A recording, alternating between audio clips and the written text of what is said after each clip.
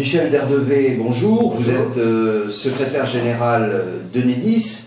Vous venez d'intervenir aux premières assises de l'innovation dans une table ronde relative à la gouvernance. Patrice Noailles-Siméon, qui est l'organisateur de ces assises, souhaite approfondir le sujet avec vous. Bonjour. Alors, la question principale que vous avez traitée, c'est la structuration de la recherche et de l'organisation de la recherche au sein d'Enedis.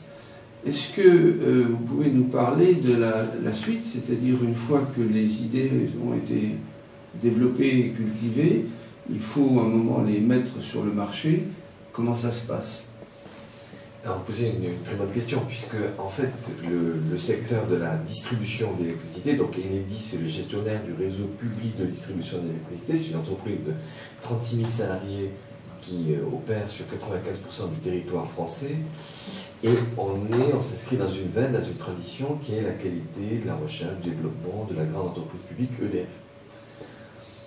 On a dans notre périmètre, c'est-à-dire la distribution d'électricité, la basse et la moyenne tension, bien entendu, prolonger, perfectionner toute la démarche de R&D qui était la démarche d'EDF, avec un travail à l'interne par les ingénieurs d'Enedis autour de programmes de recherche, autour d'axes essentiels, notamment quant à la transformation des réseaux. Les réseaux deviennent de plus en plus, vous savez, c'est la mode des réseaux intelligents. Donc ça, c'est quelque chose qui continue, avance, et de manière extrêmement positive. Mais en même temps, les grands changements aujourd'hui, c'est que l'innovation, ça n'est pas que dans les entreprises que ça se conçoit. L'innovation se fait avec l'environnement, avec les parties prenantes, avec ce qu'on appelle l'open innovation, c'est-à-dire en fait aller chercher dans la société, dans l'écosystème de l'entreprise, des partenaires qui à un moment donné peuvent amener des éléments, peuvent enrichir les programmes de recherche et d'innovation. Par exemple, nous avons mis en place à Enedis depuis 2015 un concours qui vise à, dans la France entière, à aller voir les startups capables de travailler avec nous sur des programmes innovants. Et cette année, donc 2018, nous avons eu 350 startups qui ont concouru avec nous autour de cette démarche de perfectionnement de la R&D. Donc ça, le grand changement, me semble-t-il, c'est qu'on n'est plus dans une démarche endogène, comme ça pouvait être le cas jusqu'à ces 5 dernières années, mais aujourd'hui, on travaille avec un écosystème, et par rapport à tous ceux qui parfois considèrent que la France est un pays qui décline et tout, moi je suis extrêmement confiant sur le fait que cet écosystème existe, quels que soient les domaines, et que les grandes entreprises, les grands opérateurs peuvent et doivent s'appuyer sur cet environnement des entreprises. Les chefs de projet peuvent être éventuellement récupérés à l'extérieur, ou c'est toujours des gens de chez vous qui deviennent chefs de projet pour l'instant? Alors, vous posez une bonne question, mais en même temps, est-ce que les patrons, les jeunes créateurs d'entreprises ont envie de rentrer à Enedis? Est-ce que les salariés d'Enedis ont envie de partir dans des démarches start-up? C'est des questions extrêmement personnelles. Oui. Donc il faut laisser cet espace et la réponse à votre question au libre vouloir des femmes et des hommes qui s'engagent là-dedans, en leur laissant beaucoup de liberté. Ça veut dire que peut-être qu'on ne sera pas sur des solutions statutaires avec des gens qui vont rentrer pour 30 ans ou 35 ans en partenariat. Sous forme d'une mission. Exactement. Et donc ça veut dire qu'il faut que ce soit un système extrêmement souple, respirant, imaginatif et créatif, et c'est autour de cet esprit-là que à la fois la grande entreprise peut évoluer, et en même temps que les petites startups peuvent se dire finalement on peut avoir besoin à un moment donné d'avoir un acteur de taille industrielle, mondiale, et avec lequel on va travailler. Merci. Et nous préparons tous les élections européennes. Donc, est-ce qu'il y a une dimension européenne dans votre démarche, et comment vous arrivez à l'intégrer?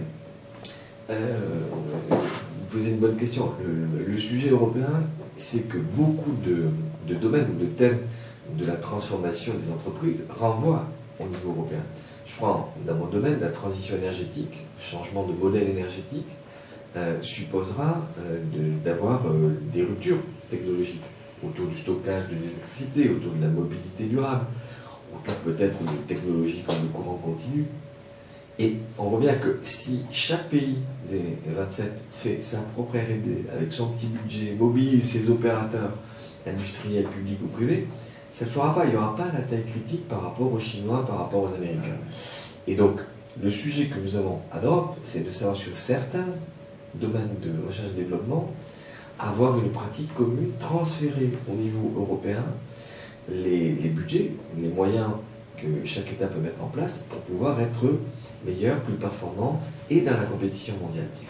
Si on ne fait pas cet effort, on aura un éparpillement de la recherche et du développement dans chacun des pays et on ne sera pas au rendez-vous de la compétition avec les Américains, les Chinois, les Russes. Donc la taille critique pour nous, pays européens, c'est la taille commune, c'est la taille du continent européen. Aujourd'hui, quand on regarde les chiffres, on a à peu près 300 milliards d'euros d'investissement total par an en recherche et développement en Europe.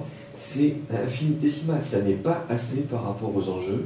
Donc il faudrait espérer, vous évoquez l'année 2019, qu'à la faveur des élections européennes, à la faveur de la constitution de la nouvelle Commission européenne, il y ait ce que j'appelle parfois des programmes Apollo, c'est-à-dire qu'il y ait une démarche un petit peu ambitieuse. C'est-à-dire on va aller conquérir la Lune, que ça s'appelle la matière de batterie, la matière de stockage, sur certains sujets sur lesquels l'action isolée d'un État membre ou d'une entreprise n'est à l'évidence pas suffisante. Et alors, vous avez des partenariats, vous, avec des universités, probablement. Est-ce que vous êtes international dans ces partenariats? Alors, oui, nous avons 35 partenariats, c'est-à-dire que Enedis travaille aujourd'hui dans un écosystème avec 35 pôles universitaires ou académies, principalement dans le domaine technique, mais aussi en matière d'économie. Et dans le cadre de ces partenariats, oui, nous avons des actions avec, par exemple, Cambridge, avec... dans le cadre de, d'accord, enfin, dans le cadre du programme européen Non, en dehors de tout le programme européen, dont nous sommes partenaires aussi. Il y a des actions menées dans le cadre des programmes, notamment H2020, le programme communautaire de R&D. Mais en dehors de ça, Enedis, par soi, a souhaité aller chercher dans un certain nombre de centres académiques et d'universités en dehors de la France, de la compétence et de l'expertise. Oui, et cette compétence, enfin cette exigence internationale dont vous parliez tout à l'heure, qu'est-ce qui peut lui donner vie ou y répondre plutôt? Il faut partir, vous savez, de la réalité, c'est-à-dire qu'il ne faut pas coopérer pour coopérer. Coopérer pour coopérer, c'est pas productif. Si on a envie d'être sur les vrais objets de la transition énergétique, il faut regarder un petit peu les vrais sujets qui se présentent. J'évoquais tout à l'heure le stockage d'électricité, c'est un sujet industriel majeur qui remettra en cause complètement la chaîne de valeur du système électrique si cette solution trouve un débouché industriel. C'est la question aussi que vous évoquiez tout à l'heure. Ben ça suppose par exemple d'aller regarder partout en Europe et peut-être ailleurs dans le monde les endroits où il y a de la R&D sur le stockage de manière pertinente et à partir de là, nouer un partenariat entre... Mais est-ce que la clé, c'est la recherche ou est-ce que c'est l'organisation industrielle des sociétés? J'aurais envie de dire c'est les deux. Parce que la recherche pour la recherche n'est peut-être pas la solution. Non, mais je peux fournir un argument de base important. Exactement. Si on maîtrise mieux une certaine partie de la chaîne de valeur. Et donc c'est les deux qui doivent bien entendu être combinés et avec en permanence l'idée de se dire aussi qu'un démonstrateur, une démarche intellectuelle de recherche, en soi, doit à un moment donné franchir le cap de la démultiplication industrielle, du déploiement industriel, sous peine de rester un travail en chambre qui satisfera quelques chercheurs, mais qui ne convaincra pas l'ensemble de l'entreprise. Donc c'est ce moment qui est un moment critique, mais ce moment critique, aujourd'hui, il est assez partagé. Et plus on va échanger avec des homologues, avec des entreprises du même secteur, au plan national, au plan mondial, plus on aura aussi la perception de l'utilité, si ce mot-là n'est pas grossier, d'une démarche de R&D. Il y a encore des sociétés nationales dans le domaine ou tout est privatisé? Ça n'est que des sociétés nationales. Oui, mais privatisées ou... Non, il n'y a pas le régime des sociétés de distribution d'électricité ou de gaz d'ailleurs dans le monde est très différent. Il y a des entreprises publiques, nationales ou régionales, il y a aussi des entreprises privées. Et donc il n'y a pas de règles, c'est un domaine qui appartient. Il y a une très grande palette de choix. En Europe, il y a plus de 2000 distributeurs d'électricité. Et sur ces 2000, il n'y en a que 122 qui ont plus de 100 000 clients. Donc on est sur une très grande disparité, un très grand éparpillement Et nous, en France, on a, à partir de la loi de 1946, constitué un opérateur national sur 95% du pays, EDF jusqu'en 2008, ERDM de 2008 à 2016, et Enedis, donc qui a repris cet héritage à partir de 2016.